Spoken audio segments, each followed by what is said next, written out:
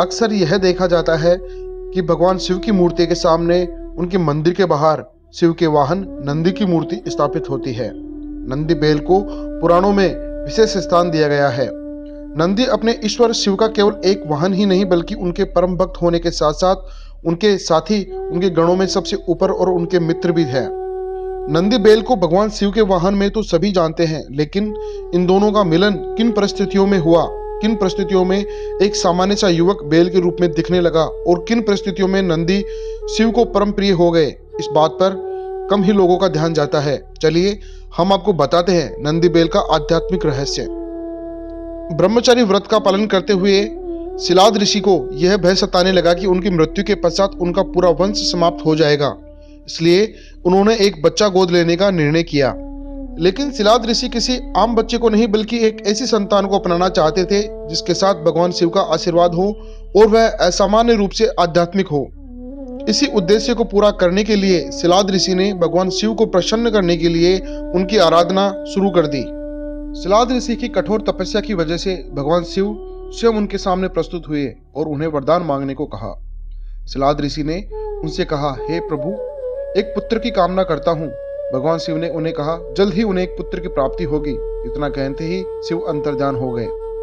भगवान शिव का आशीर्वाद पाके सिलाद ऋषि खुशी खुशी घर लौटे और यह विचार करने लगे कि उन्हें एक अच्छी संतान मिलने वाली है।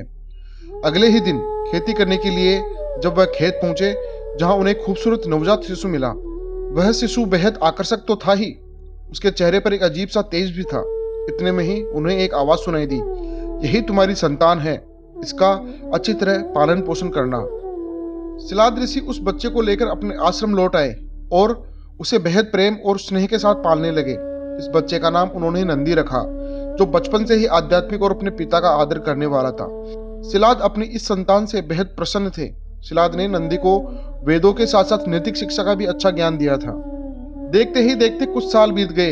एक दिन सिलाद ऋषि के आश्रम में दो संत पधारे, मित्र और वरुण।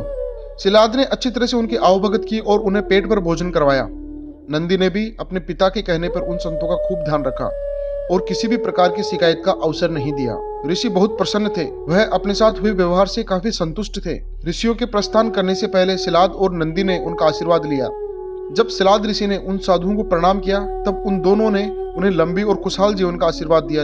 लेकिन जब नंदी ने साधुओं के चरण स्पर्श किए तो दोनों ही साधु परेशान से हो गए। साधुओं के चेहरे की परेशानी सिलाद ऋषि ने भांप ली, इसलिए जैसे ही वे आश्रम के बाहर आए, सिलाद ने उन्हें रोककर उनकी परेशानी का कारण जानने की इच्छा व्यक्त की। सिलाद ने उन साधुओं से पूछा कि उन्होंने नंदी को लंबी उम्र का आशीर्वाद क्यों नहीं दिया। मित्र और वरुण ने उन्हें बताया कि नंदी अल्पायु है, उसके पास ज्यादा समय नहीं है। यह बात सुनकर स्वयं सिलाद चिंताग्रस्त हो गए। आश्रम लौटते ही नंदी ने अपने पिता के चेहरे के भाव पढ़ लिए। नंदी ने अपने पिता से उनकी चिंता का कारण जानना चाहा तो उनके पिता ने उन्हें सब कुछ सच सच बता दिया। सिलाद को लगता था कि अपनी मौत की जानकारी सुनते ही नंदी रो पड़ेगा और भयभीत हो जाएगा, लेकिन नंदी का व्यवहार इसके ठीक विपरीत हुआ। नंदी ने जैसे ही सुना कि वह अल्पायु है, वह हंसने लगा। उसने अपने पिता से कहा कि आपने मुझे भगवान शिव की कृपा से पाया है, इसलिए मेरी उम्र की रक्षा वही करेंगे। नंदी का कहना था कि जो लोग भगवान शिव की आराधना करते हैं उन्हें कोई तकलीफ छू भी नहीं सकती है।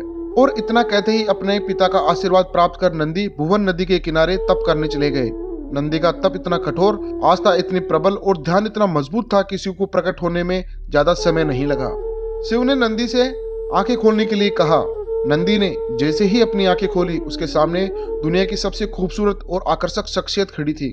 भगवान शिव के तेज को देखकर वह भूल गया कि वह अपनी लंबी उम्र के लिए शिव की आराधना कर रहा था। भगवान शिव ने उसे वरदान मांगने को कहा। नंदी ने वरदान के रूप में ताउम्र शिव की सानिध्य मांग लिया। नंदी ने उनसे प्रार्थना की कि वह हर समय उनके साथ रहना चाहते हैं।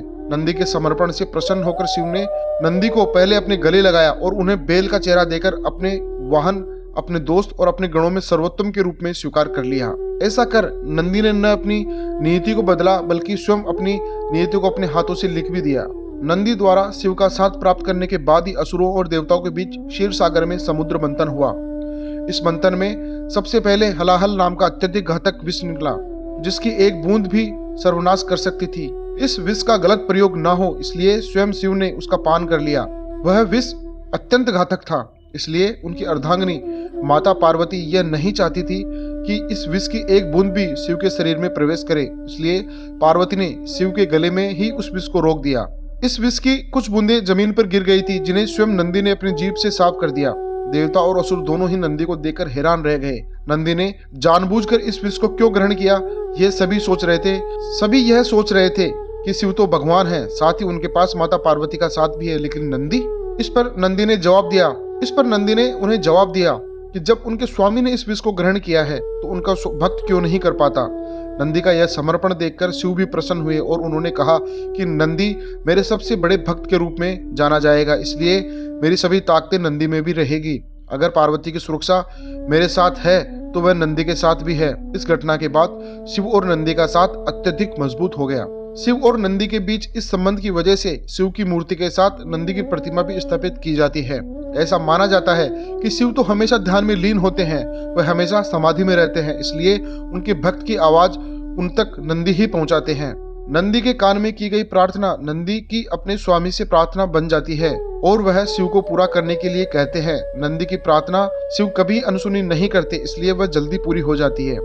दोस्तों, हमारे द्वारा दी गई जानकारी आपको कैसी लगी, अपने विचार कमेंट बॉक्स में जरूर लिखिए। हमारे चैनल को सब्सक्राइब करिए और हमारे वीडियो को लाइक करिए।